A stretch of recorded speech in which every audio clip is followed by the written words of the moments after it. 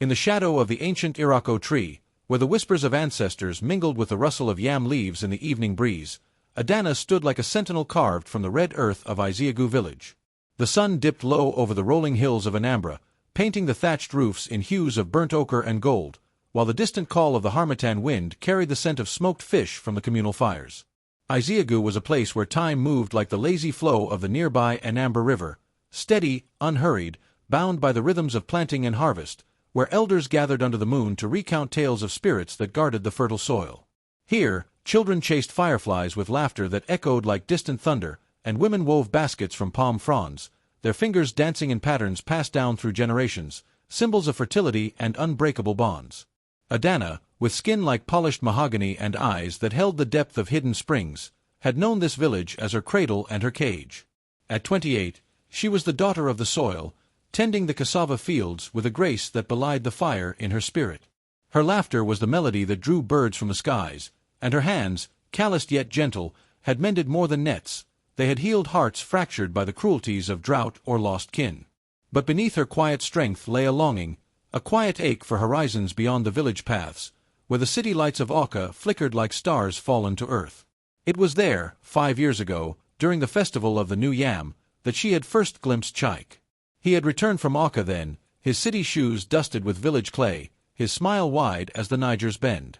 Chike, son of the blacksmith whose forge still rang with the songs of old gods, had ventured to the city to chase dreams of iron and steel, building bridges that spanned the gaps between tradition and tomorrow. Tall and broad-shouldered, with a voice like the low rumble of thunder over the hills, he carried the weight of ambition in his stride, yet his eyes softened only for Adanna. Their love bloomed like the flame lily in the dry season, fierce, unexpected, defying the elders' murmurs about city boys who forgot their roots.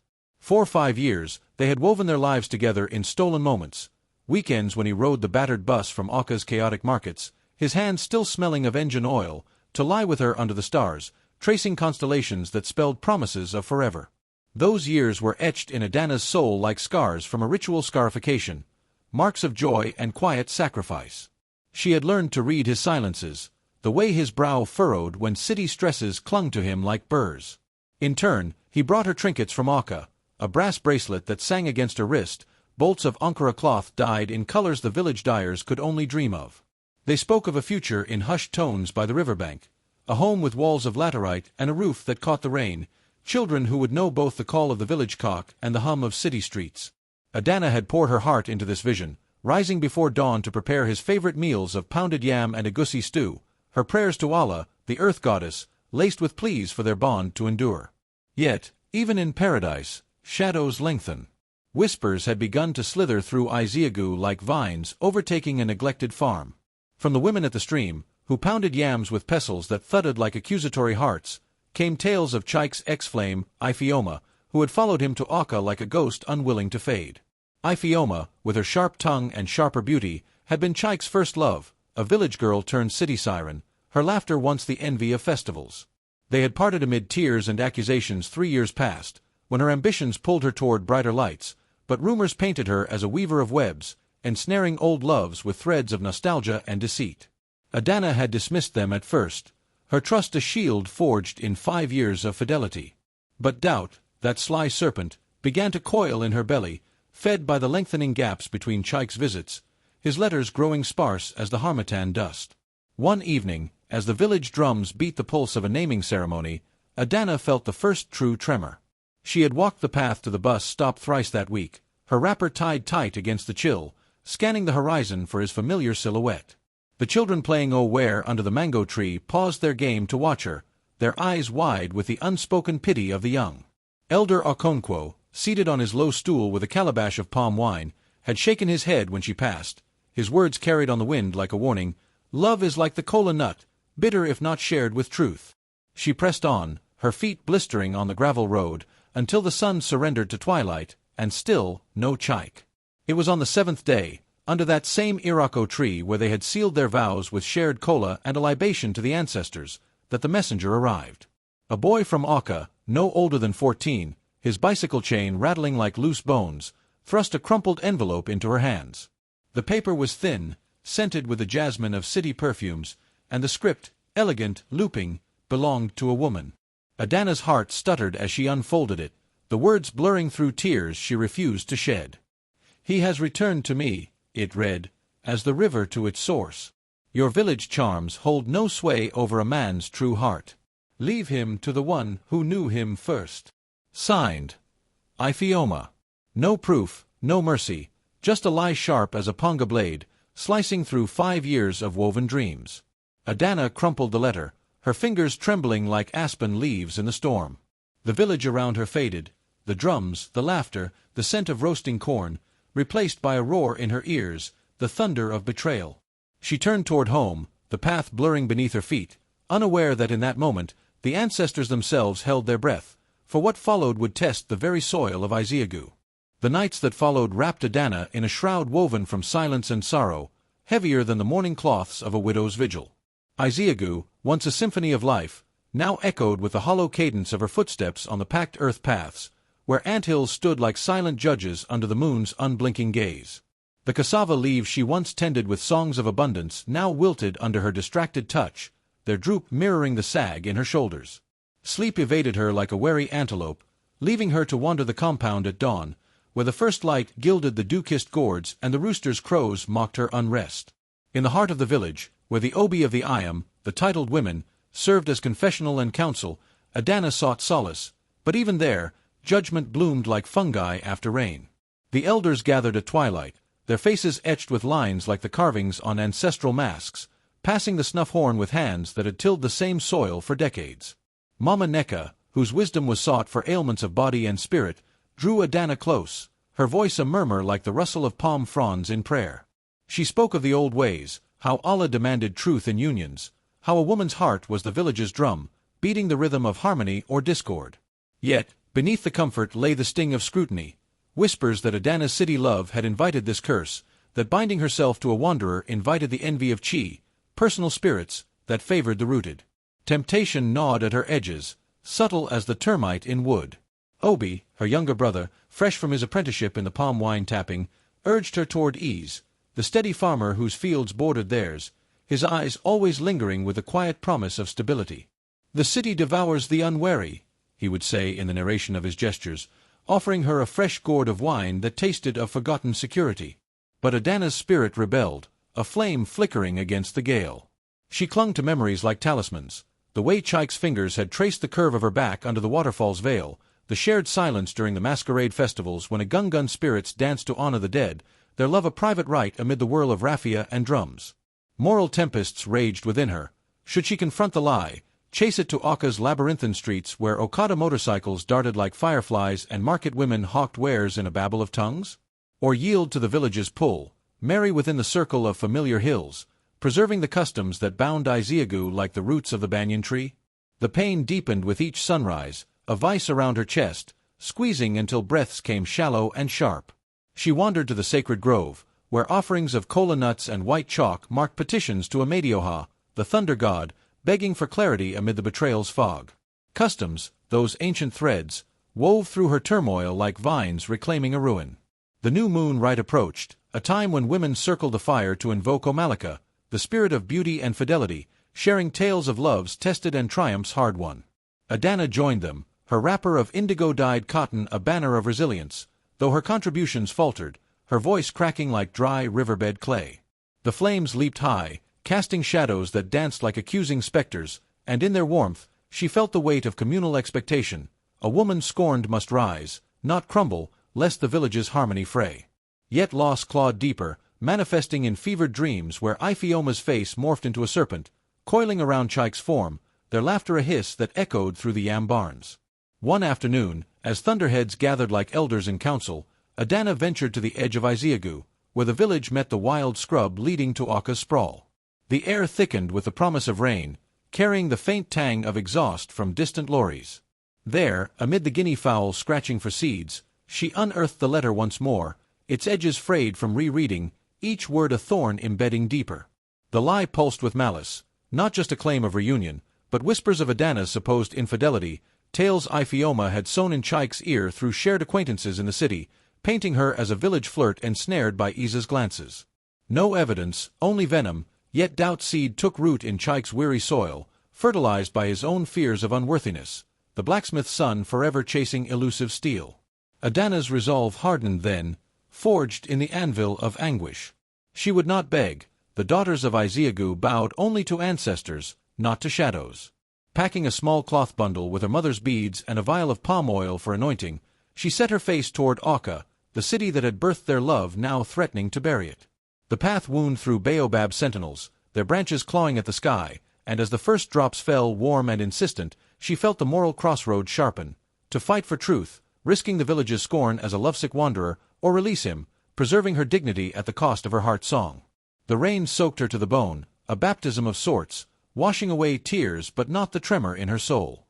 By dusk, Auca's lights pierced the horizon like defiant stars, and Adanna stepped into its embrace, unaware that the lie's architect watched from a shadowed balcony, her smile a crescent moon of triumph. In the city's underbelly, where neon signs flickered over potholed streets and the air hummed with generators' growl, Adanna navigated the moral labyrinth. She lodged in a cramped room above a buka, the aroma of jollof rice and sizzling plantain her only comfort, while temptation whispered of easier paths, of returning home to Isa's arms, of letting tradition heal the wound. But the pain was her compass, guiding her to Chike's workshop on the industrial fringe, where sparks flew like fire spirits and the clang of metal sang of broken promises.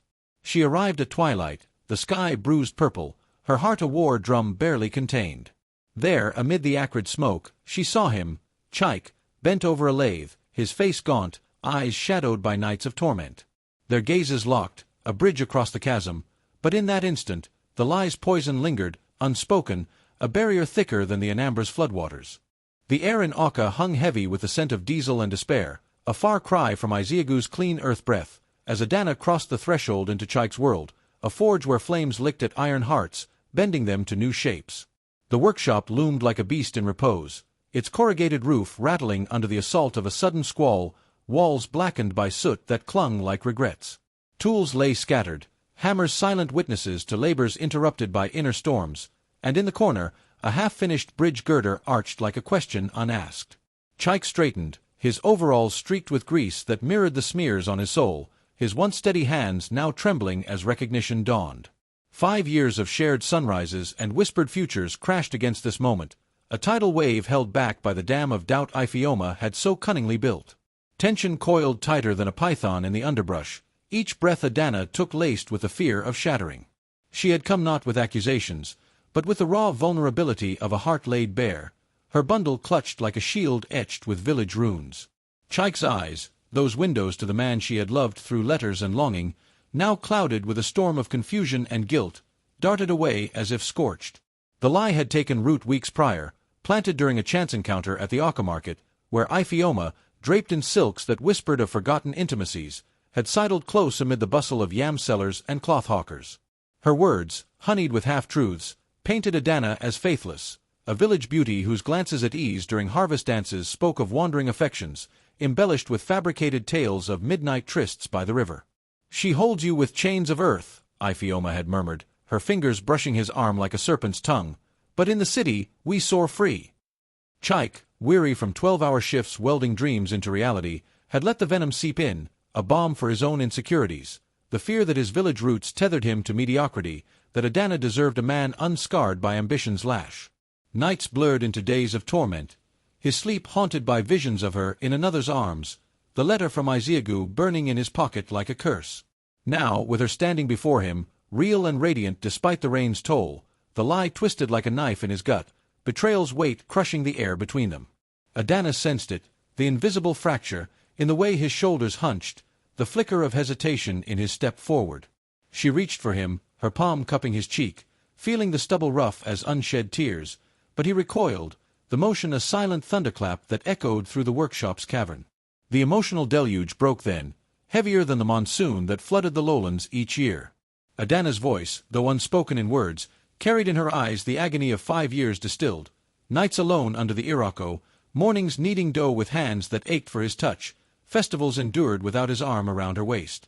Chike's regret surfaced in fragments, the way he paced the oil-slicked floor, his boots scuffing patterns of indecision, memories flooding back unbidden, their first dance at the Argunga-like wrestling festival in Isiagu, bodies moving in sync like river and bank, the libation they poured together for their future children, invoking the ancestors' blessings under a canopy of stars.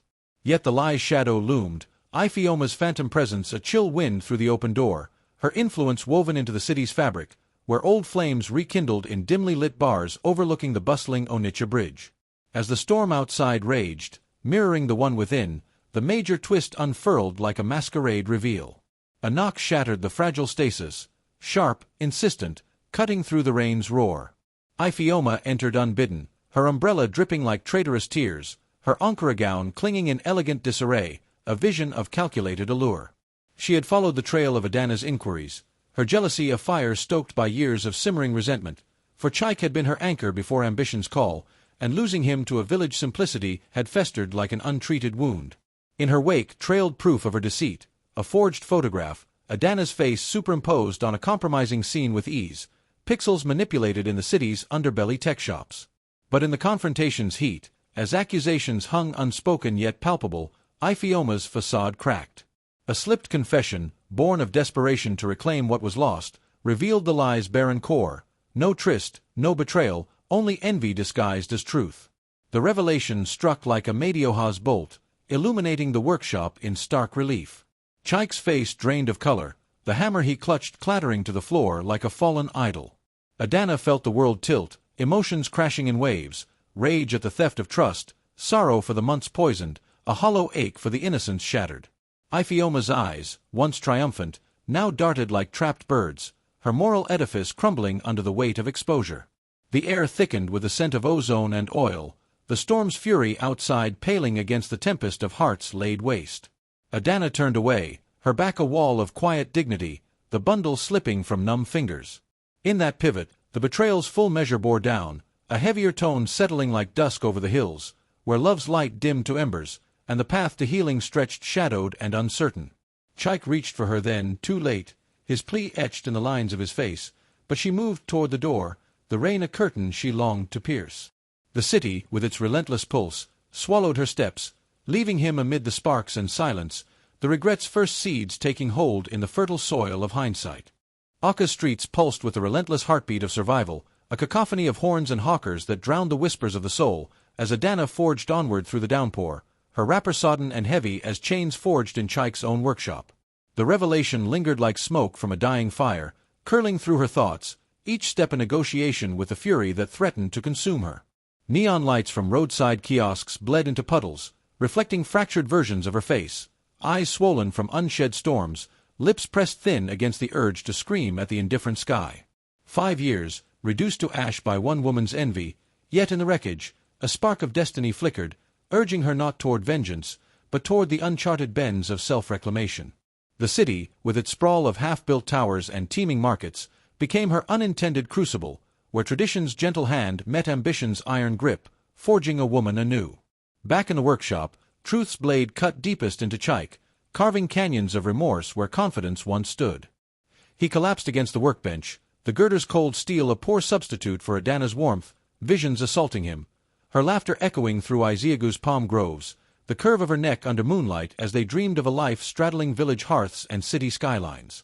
Ifeoma's confession hung in the air like a noose, her hurried departure a ghost's retreat, leaving him to grapple with the lie's anatomy, how it had preyed on his fractures, the insecurities born of a blacksmith father who hammered warnings of rootlessness into his youth. Regret bloomed, a thorny vine choking his breath. He had let doubt eclipse faith, trading their sacred bond for shadows cast by a past he thought buried. In the quiet after the storm, as rivulets traced paths down the tin roof, Chike gathered the fragments, the forged photo torn and trampled, the letter from Isiagu now a relic of folly. Justice stirred, not in retribution, but in the raw pursuit of redemption, his hands, those that built bridges, now aching to mend the one he had nearly burned. Adanna, meanwhile, wandered the labyrinth of Aka's underbelly, her feet carrying her to the fringes where city bled into scrubland, echoing Isiagu's embrace. She sought the river's edge, the Anambra's muddy flow a mirror to her turmoil, its current swirling with debris from upstream lives, discarded wrappers, broken oars, echoes of journeys interrupted. There, under a sky clearing to reveal stars like scattered cola nuts, transformation began its subtle alchemy. No grand epiphany, but a quiet unfolding.